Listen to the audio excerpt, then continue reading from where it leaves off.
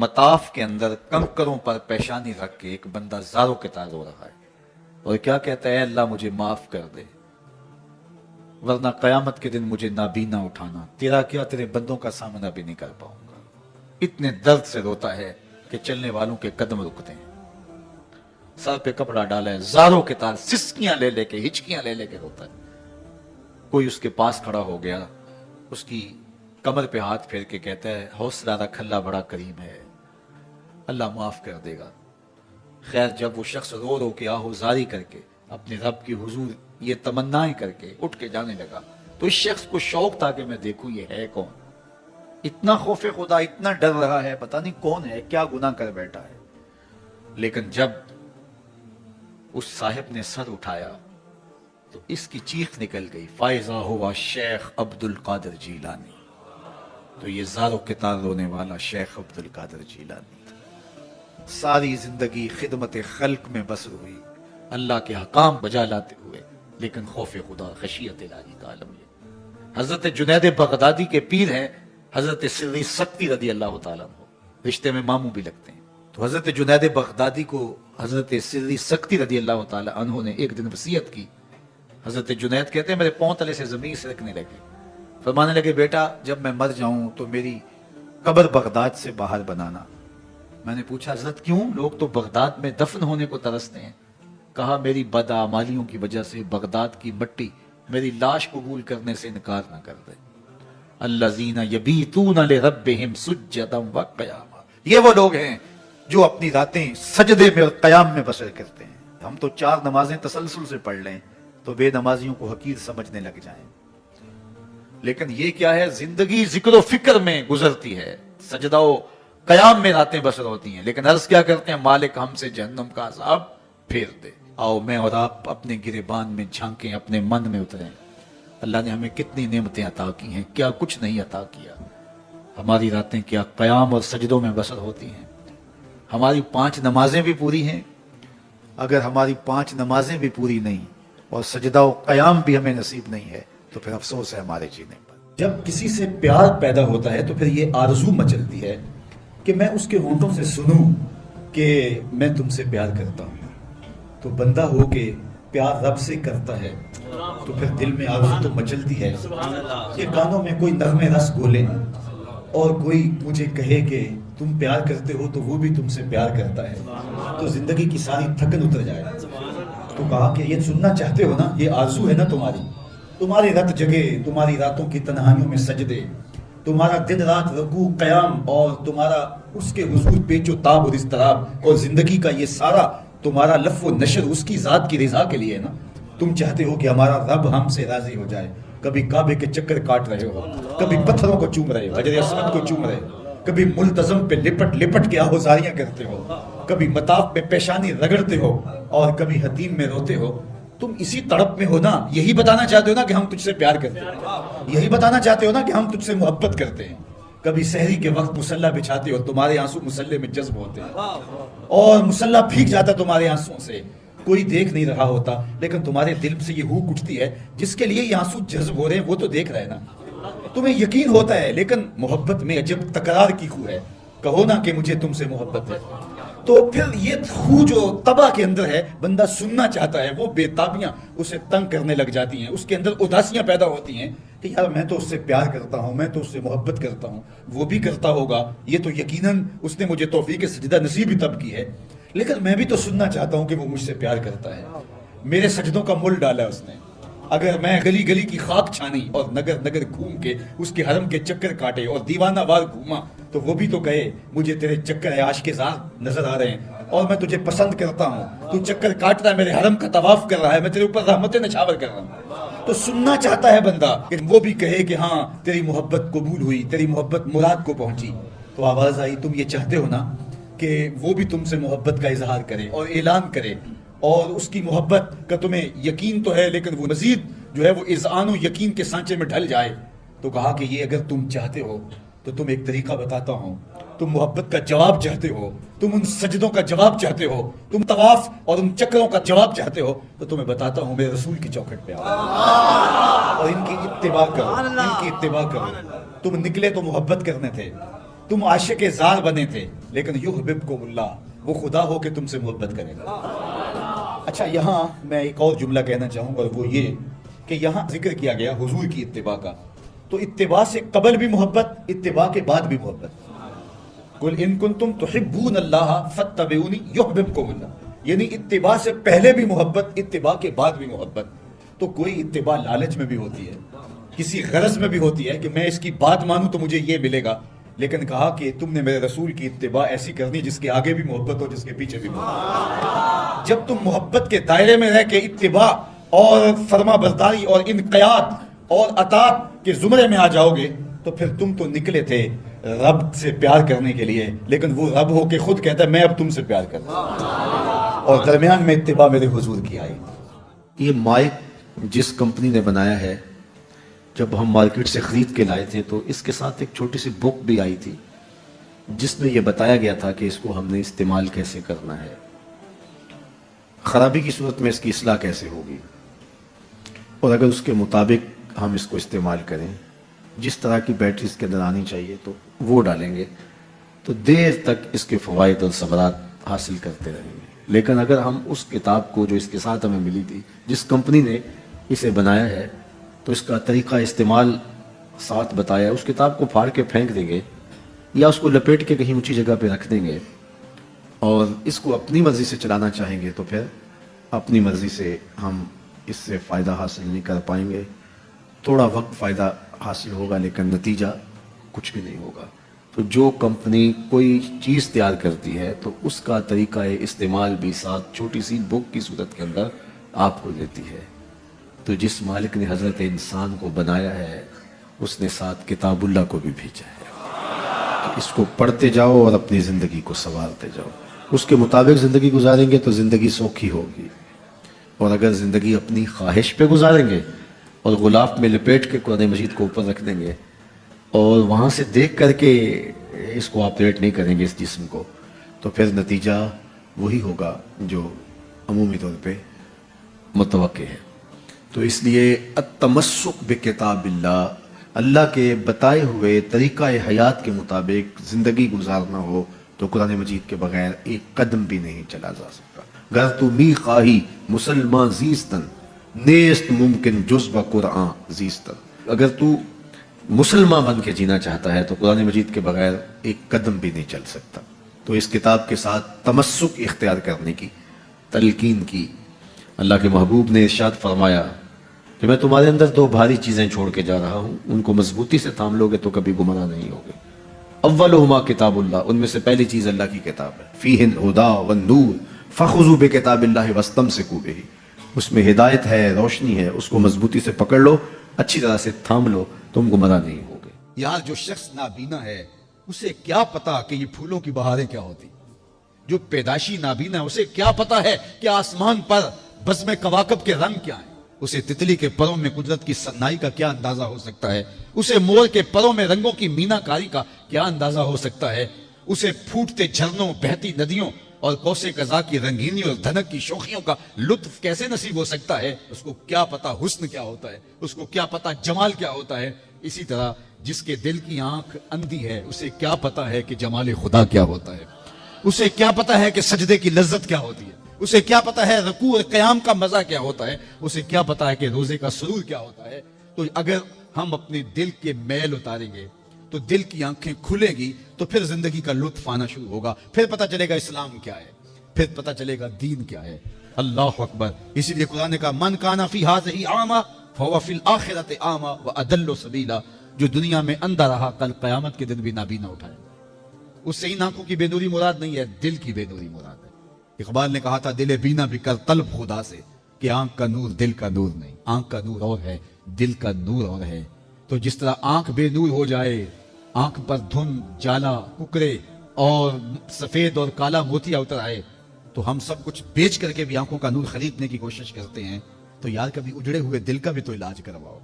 इलाज तुम्हारे घर में पड़ा है, रातों की तन्हाइयों में उठ के कुरान पढ़ो और साथ रोया करो, देखना दिल के मैल उतरना शुरू हो जाएंगे और दिल के पर्दे से वो गलास्ते जब उतरेगी तो फिर पता चलेगा कि दिल जमाले यार कैसे देखता है। दिल की दुनिया क्या है, विच्चे ही भेड़े विच्चे ही छेड़े, विच्चे ही वंज महाने हूं, 14 तबक दिले दे अंदर तंबू वांगू ताने हूं। फिर पता चलेगा ये दिल दुनिया क्या है, फिर इसकी तड़प, इसकी बेचैनी, इसका इस्तिराब जिंदगी का हासिल बन जाएगा। फिर जिंदगी की बेचैनी और दिल की बेचैनी और दिल का महबूब की याद में तड़पना तुम्हें सरूर देगा। फिर तुम एक एक उज़व में दिल मांगोगे, वो मजा दिया तड़प ने मेरी आरज़ू है यारब, वो मजा दिया तड़प ने मेरी आरज़ू है यारब, मेरे दोनों पहलुओं में दिले बेकरार होता। फिर समझ आएगी कि ये दिल कितनी कीमती शय है। अल्लाह ने बदन में आंखें भी दो रखी हैं, कान भी दो रखे हैं, हाथ और पांव भी दो रखे हैं, लेकिन दिल एक ही रखा है और दिल अर्शुल्लाह है, अल्लाह का अर्श है। फिर पता चलेगा। तो आइए दिल से जंग उतारे, मैल उतारे, दिल मुसफ़ा हो, दिल खूबसूरत बन जाए। फिर दिल की कशकोल फैला के फिर अर्ज करें हर तमन्ना दिल से रुखसत हो गई, अब तो आजा, अब तो खलवत हो गई। लेकिन ये मैल कुचैल से हटा हुआ होगा तो गंदी जगहों पे महबूब तो नहीं आते हैं। तो हसद, हकद, कीने, बुगज, नफरतें ये हम पाले रखते हैं। अपनी जिंदगी को हमने खुद बोझल बनाया हुआ है। मियां हसद करने से महसूद का क्या होगा, हम अपने आप को तलखी में मुब्तला किए हुए हैं। बुग़्ज़ रखने से मबगूज़ का क्या होगा, हम अपने आप को बोझ में मुब्तला किए हुए। तो अपने दिल से ये सारे बोझ उतार करके जब दिल को मुसफ़्फ़ा और मुज़क्का करेंगे तो फिर देखिए कि दिल के आईने में कैसे जमाल यार दिखाई देता है। तो इस दिल की इस्लाह होगी कसरत के साथ कुरान मजीद की तिलावत करने से। तो रातों की तन्हाइयों में उठ के कुरान पढ़ो, देखना कि कैसे दिल के जंग उतरते। बाज लोग बड़ी अजीब खबर सुनाते हैं, मियां तुम्हें कैसे पता? वो कहता है मैं रात अचानक नींद नहीं आ रही थी तो एक चैनल खोला तो उसमें ये खबर चल रही थी। तो मैंने कहा तुझे नींद नहीं आ रही थी, तूने चैनल खोला, काश तू कुरान खोल के बैठ जाता, तुझे वो दिखाई देता कि तेरा अंदर तेरा बाहर रोशन हो जाता। तो रातों की तन्हाइयों में उठ के कुरान मजीद पढ़ने का मिजाज पैदा करें। अपनी सुबह का आगाज कुरान मजीद की तिलावत से करें। अपने दिन को समेटें, सोने की तैयारी करें, सूरह मुल्क से अपने मामलात को समेटें। ये चंद दिन करके देख लें। और अगर आपको मुआशी मसाइल हैं, मुश्किलात हैं, तो सूरह वाक़िया इसके लिए अक्सीर है। सिर्फ 3 रुकू हैं, इतनी अक्सीर कि जिसकी जिंदगी में सूरह वाक़िया आ गई वो मुश्किलात में मुब्तला नहीं होता। अल्लाह उसके लिए रिज़्क़ के दरवाजे खोल दे। मदीने की गली से मेरे हुजूर का गुजर हुआ। एक ऐसा मकान बन रहा था जिस तर्ज के मकान को हुजूर पसंद नहीं करते। तो पूछा ये किसका मकान है? कहा फला अंसारी का। हुजूर गुजर गए, किसी ने उसको जाके बताया हुजूर तेरी गली से गुजरे थे, तेरे मकान को देखा, शायद हुजूर को पसंद नहीं आया। चेहरा बता रहा था हुजूर का कि तेरा मकान अच्छा नहीं लगा। उन्होंने कुदाल लिया और मकान जमीन के बराबर कर दिया। चंद दिन के बाद हुजूर का फिर गुजर हुआ तो देखा कि मिट्टी का ढेर पड़ा हुआ है, मलबा पड़ा हुआ है। कहा इस शख्स को बुलाओ। बुलाया गया, कहा मैं गुजरा था, तेरा मकान बन रहा था, अब मिट्टी का ढेर पड़ा है। हुजूर मैंने गिरा दिया। फरमाया क्यों? अर्ज की सुना था आपको पसंद नहीं, सुना था आपको पसंद नहीं। मैं और आप अपने अंदर थे और देखे हमारा क्या क्या हुजूर को पसंद। मुहम्मद दी ज़ियारत मुहम्मद दे रंग विच ए ठगबाजियां जाने प्यारा सल्लल्लाहु अलैहि वसल्लम। जब उनके हुए तो फिर अपनी ख्वाहिश रही कहां? अपनी रिजा को महबूब की रिजा में फना कर देने का नाम ही तो मोहब्बत है। तेरे हुंदियां सुंदियां महबूबा मैं काफिर होवां जे मैं होवां, अपनी नफी करने का नाम ही तो मोहब्बत है। लेकिन मैं अपनी ख्वाहिशात का पुतला हूं और आशिक़ रसूल भी हूं, कैसी अजीब कहानी है। मैं अपनी आरज़ुओं का बंदा भी हूं और आशिक़ रसूल हूं, कैसी अजीब कहानी है। जब उनके हो गए फिर अपना कुछ ना रहा। महबूब की रिजा में अपने आप को गुम करने का नाम मोहब्बत है। जब उनके हुए तो फिर जिंदगी का जमाल, जिंदगी का नूर नसीब हुआ, जिंदगी की हकीकतें हाथ आ गई। मैं आशिक़ रसूल कहलाता हूँ, हज और उम्रे भी करता हूँ। मैं 1.25 लाख मरतबा जो है वो हर हफ्ते में दरूद भी पढ़ता हूँ। मैं महफ़िल मिलाद करवाता हूँ, पूरी दुनिया के नात खां जमा करता हूँ। लेकिन हुजूर की सुन्नत चेहरे पे सजाने की तौफीक नहीं है।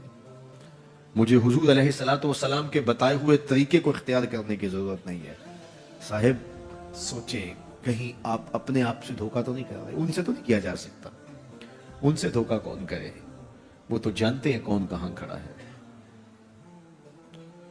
मेरे हुजूर बोले यारी ला तू पाक नबी संग ए पर पूरी यारी, यारी ला तू पाक नबी संग ए पर पूरी यारी, फिर दरूद कबूल है तेरा लख ना लो एक बार। फिर ना लाख मरतबा पढ़ना, एक बार ही पढ़ लेना वो भी कबूल है। असहदु बिलाल इंदल्लाह अशहद, फिर बिलाल का असहद भी कबूल है। वो चेहरा और चेहरे का दिल नहीं देखते, बंदे का दिल देखते हैं। तो जब तुम اپنے باطن کو حضور کے نام پہ لگاؤ گے تو پھر ایک ایک عمل ان کی سنت کی اتباع میں. یہ صوفی کی علامات ہیں. رنگ برنگے کپڑے پہن لینے سے صوفی نہیں بنتا. مختلف رنگوں کے پٹکے باندھ لینے سے صوفی نہیں بنتا. صاحب بھنگ گھوٹ کر پینے سے صوفی نہیں بنتا. ڈھول کی تھاپک پر ناچنے اور رقص کرنے سے صوفی نہیں بنتا. مختلف تصوف کی اصطلاحات کو یاد کر لینے سے صوفی نہیں بنتا. محمد عربی کی غلامی سے صوفی بنتا ہے. حضور کی چوکھٹ کی فقیری سے صوفی بنتا ہے. طائف کے بازاروں میں لوگوں نے پتھر تک مارے, نالین خون سے زخمی ہو گئے, اور ادھر سے حکم بھی آتا ہے محبوب بولو تو صحیح. ان پہاڑوں کو ایسے جو ہے وہ جوڑیں گے کہ یہ درمیان میں پس کے رہ جائیں گے. عذاب کے فرشتے حاضر ہو کے پیشکش کرتے ہیں, لیکن میرے حضور فرماتے ہیں نہیں, میں رحمت بن کے آیا ہوں. وہی رحمت للعالمین نبی فتح مکہ کے دن حکم دیتے ہیں کہ ابن خطل کو قتل کر دو, اس کی لونڈیوں کو قتل کر دو. یہ حضور کا گستاخ تھا, ہجب کیا کرتی تھی اس کی لونڈیاں, گا گا کے حضور کی اہانت کیا کرتی تھی. اس نے سوچا بچنے کی کوئی صورت نہیں ہے تو کعبۃ اللہ کے پردے کے اندر چھپ گیا. پوچھا گیا یہ تو کعبہ کے پردے کے اندر چھپ گیا ہے, یہاں پناہ لے لی ہے. کہا یہیں سے نکال کے قتل کر دو. یہ میرے نبی کا اختیار ہے. حضور چاہیں تو معاف کر دیں, حضور چاہیں تو حکم صادر کریں کہ ان پر حد جاری کر دی جائے, ان کو سزا دی جائے. اس لیے ہمارے اوپر لازم ہے کہ جس کا جرم ثابت ہو جائے اس کو قرار واقعی سزا دی جائے. ایک تو بات یہ ہوئی کہ جو عمومی طور پہ مختلف جگہوں پہ بیٹھ کے یہ چیختے ہیں کہ حضور نے تو معاف کر دیا, تو آپ معاف کیوں نہیں کرتے؟ آپ اتنے سخت کیوں ہو گئے ہیں؟ آپ حضور کے ماننے والے نہیں ہیں؟ تو میں نے کہا صاحب یہ سنت اختیار کیجئے, اپنے دشمنوں کو معاف کر دیجئے, باقی کسی کے دشمنوں کو معاف کرنے کا آپ حق تو نہیں رکھتے. میں اس معاشرے کا ایک معزز شہری ہوں, توہین عدالت کر دی کسی نے تو مجھے اختیار دو نا کہ میں معاف کر دوں. کیا تم مجھے اس بات کا اختیار دیتے ہو کہ آپ کی عدالت کی توہین ہوئی اور میں اس کو معاف کر دوں؟ آپ کہیں گے آپ تو ہمارے شعبہ کے شخص نہیں ہیں. اچھا پاکستان کے سارے وکیل جمع ہو جائیں اور وہ کہیں کہ چلو اس کو ہم معاف کر دیتے ہیں, تو کیا تم تمام وکلاء کو اس بات کا حق دیتے ہو کہ وہ عدالت عظمیٰ کی توہین معاف کر دیں؟ یار جب توہین عدالت کی معافی آپ نے میرے اختیار میں نہیں دی تو رسول اللہ کی اہانت کی معافی کسی نے تمہارے اختیار میں بھی نہیں دی. یہ بات اچھی طرح سن لو, یہ بات اچھی طرح سمجھ لو کہ یہ تمہارا اختیار نہیں ہے, یہ صرف رسول اللہ کا اختیار ہے. حضور کے اختیار میں تم کون ہوتے ہو تصرف کرنے والے؟ وہ معاف کرے ان کی مرضی, وہ نہ کرے ان کی مرضی. تو پہلی بات یہ ہوئی کہ حضور علیہ الصلوۃ والسلام کا اہانت کرنے والا شخص وہ واجب القتل ہے, اس کی سزا موت ہے. اور یہ قرآن کا آئین ہے, یہ احادیث سے ثابت شدہ نتیجہ ہے. پاکستان کا آئین, پاکستان کا دستور یہ بتاتا ہے, 295 میں بھی ساری بحث کے بعد یہ قانون بنا تھا کہ جو شخص حضور کی اہانت کرے وہ واجب القتل ہے, اس کو سزائے موت دی جائے گی, اس کو پھانسی پہ چڑھایا جائے گا. جب پاکستان کا آئین بنا ہے, پاکستان کا قانون بنا, پھر کیوں بنایا ہے اگر اس قانون کو نافذ نہیں کرنا؟ اب تک پاکستان کے اس قانون کو عملی طور پہ کسی پر بھی نافذ نہیں کیا گیا. جب سے یہ قانون بنا ہے یہ قانون کی حد تک ہے اور غیر مؤثر ہے. اور یہاں سزائے موت ہوئی بھی تو پاکستان کی اعلیٰ عدالت نے اس کا جس اجلت میں فیصلہ کیا وہ آپ کے سامنے ہے. اس فیصلے نے امت مسلمہ کو دکھی بھی کیا ہے, مضطرب بھی کیا ہے, عدالتوں سے لوگوں کا اعتماد بھی اٹھ گیا ہے. اور دوسری بات, ان حالات کے اندر پاکستان کے وزیر اعظم نے جس طرح جلتی پر تیل ڈالا ہے اور جس طرح کی گفتگو کی ہے, کیا ایک وزیر اعظم کو یہ زیبا ہے؟ رعایا اولاد کی طرح ہوتی ہے. اس تقریر نے جلتی پر تیل کا کام کیا. تیسری بات میں آپ سے یہ کہنا چاہوں گا کہ اس وقت ہم پراکسی وار میں ہیں. ہمارا دشمن ہمارے وجود کو برداشت نہیں کرتا. ہم ایٹمی قوت ہیں, اور وہ ہمیں صفحہ ہستی سے مٹانا چاہتا ہے. پاکستان کے اندر یہ جو آئین 295C ہے، مغرب کو ایک آنکھ نہیں بھاتا، اور وہ چاہتے ہیں کہ یہ قانون غیر مؤثر تو ہے ہی ہے، یہ قانون ختم بھی ہو جائے. اور ایک تیر سے وہ کئی شکار کرنا چاہتے ہیں کہ قانون بھی توڑ دیا جائے اور یہ وطن بھی توڑ دیا جائے. لیکن ہمیں سوچنا ہے حضور سے ہمارا رشتہ لازوال ہے اور یہ ملک بھی اپنا ہے. اس لیے احتجاج ہمارا جمہوری اور آئینی حق ہے، اور اس کو ہم جس انداز میں بہتر سمجھتے ہیں احتجاج ریکارڈ کروانا چاہیے. کسی نے بیان دے دیا، کسی نے تحریر لکھ دی، کسی نے کالم لکھا، کسی نے میڈیا پہ آ کے اپنے جذبات کا اظہار کیا، کسی نے اداروں کو پیغام دیا، کسی نے احتجاجی مظاہرہ کر کے جلوس نکال کر کے اعلان کیا، کسی نے دکان بند کر کے اس بات کا اعلان کیا کہ ہم تمہارے اس فیصلے کو قبول نہیں کرتے. تو یہ ہمارا آئینی جمہوری دستوری حق ہے کہ ہم اپنے جذبات کا اظہار کریں. لیکن ہمیں اس موقع پہ گہری نظر رکھنا پڑے گی کہ دشمن اس سے فائدہ حاصل نہ کرے. اپنے لوگوں کو مرتب اور منظم رکھا جائے.